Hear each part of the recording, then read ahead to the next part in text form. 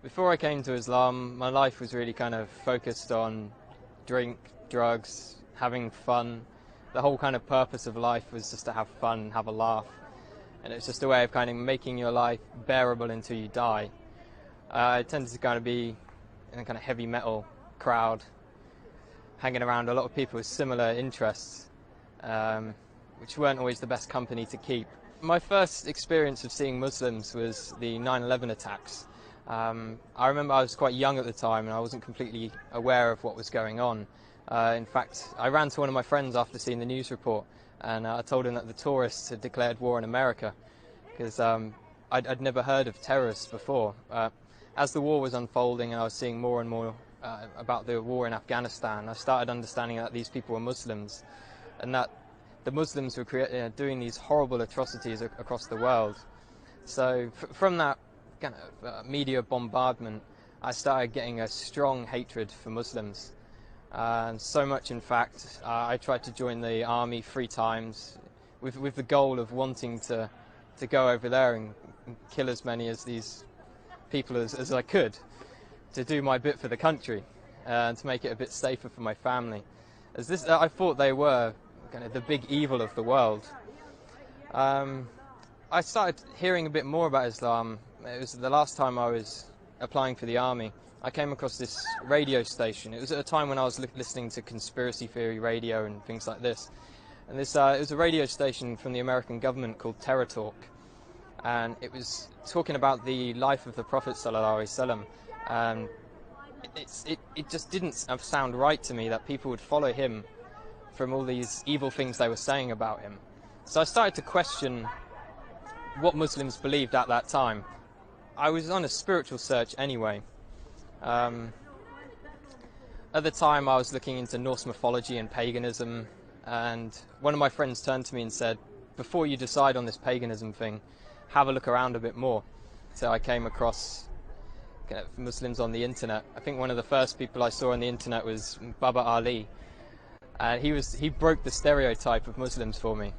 I was surprised that there was this guy who was funny and he was very laid back.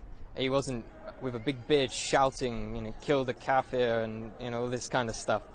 And then I eventually picked up the Quran from my college. When I had it, I actually thought I was picking up a terrorist handbook, and I was a bit worried that MI5 were going to come after me as soon as they saw me take it out of the library. But as soon as I started reading the book, it hit me immediately, and I couldn't stop reading it. It sank deep into my heart. And as I kept continuing through the different surahs, I remember reading about the people in the fire having boiling water to drink, burning their throats. And as I could read this and I was living this awful life, I could feel my throat burning, and I could feel kind of how real this thing was and how I had to change. The first day I went to the mosque, I spent all day there reading, and my mum called me in the evening and asked me where had I been all day, and I said I was at a mosque. She's like, what? No, you can't be at a mosque, you're a Christian. Christians don't go to mosques.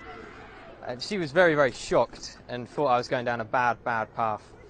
That was my mum's original reaction. After a while she started to accept it. She'd done a lot of crying. I'm not too sure why she was crying. I think she felt I was rejecting everything she'd taught me. A lot of people say when they find Islam it's as if they've come home. And that's just the feeling I get. It's as if me in the past wasn't me at all. I was being controlled by something else. Only good things have happened since I've become Muslim. My life is sorted out and I've never had so much going on in my life at one time. If I was going to give advice to someone else who is thinking about Islam, I'd definitely tell them to come to the mosque and speak to a man of knowledge, not search the internet for the answers. There are some good things on the internet, but when you don't know anything about Islam, you can't judge what is right and what is wrong. So it's much better to speak to someone, spend time with the Muslims. I spent many weeks in their company, and you get an understanding of who they are and what kind of quality of people they are. Don't be afraid of what your family think.